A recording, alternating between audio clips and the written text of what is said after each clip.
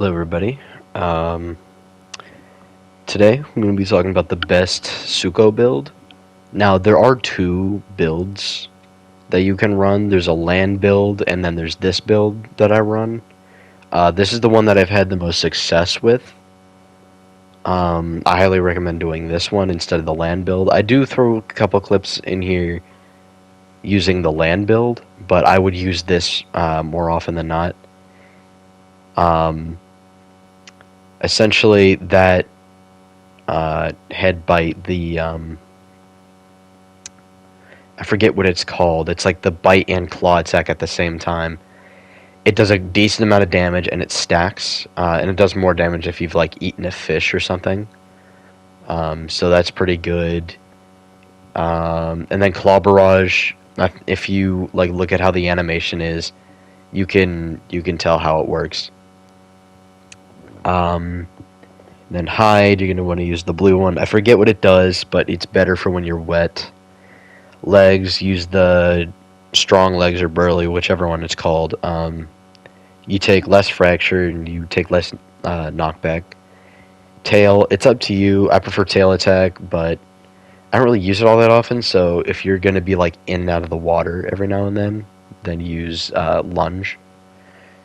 And then that spit there, it's the same thing as Dino Kyrus's, where it like covers everybody in water. In a Sucho v Sucho matchup, don't do that because the other Sucho's just gonna bully you. There's like no reason for you to do that because he gets the same buffs you do. So why would you do that? Um, but yeah, just honest thoughts before we get into the PvP. This TLC is pretty mid. It's not as good as the other ones, and Sucho I think is worse off with this TLC. It's not a sub Apex like it should be. They nerfed its combat weight by a lot, and it shows in PvP. It struggles against things like Iguanodon or Albertoceratops, Miragaia. It doesn't stand a chance against Stegosaurus or Amargasaurus at all. Um, yeah, it's just not great. Or maybe I just need to play with it more. I don't know. Just from what I've tested out, it's not great. It's really not great. But what I will say is that the animations are much better.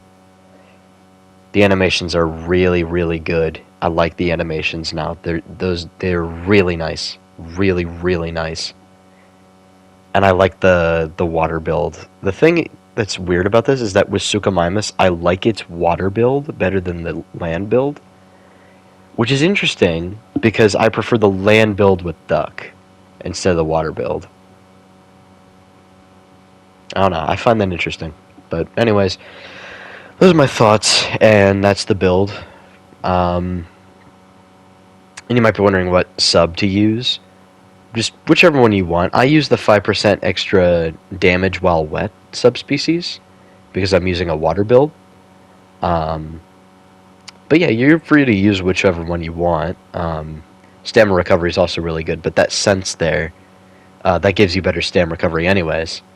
But if you want to have super good stamina recovery, sure, go ahead. But yeah, those are my thoughts. That's the build. And now let's get into the PvP. Like I said, there's like a land build thrown in there. You can probably tell when that's going to be in there, but if you look at the abilities, you can usually tell when I'm using the right build and the wrong build, you know? Well, the land build isn't exactly a wrong build. It's not as good, you know? But anyways, I'll stop the yap and get into the PvP.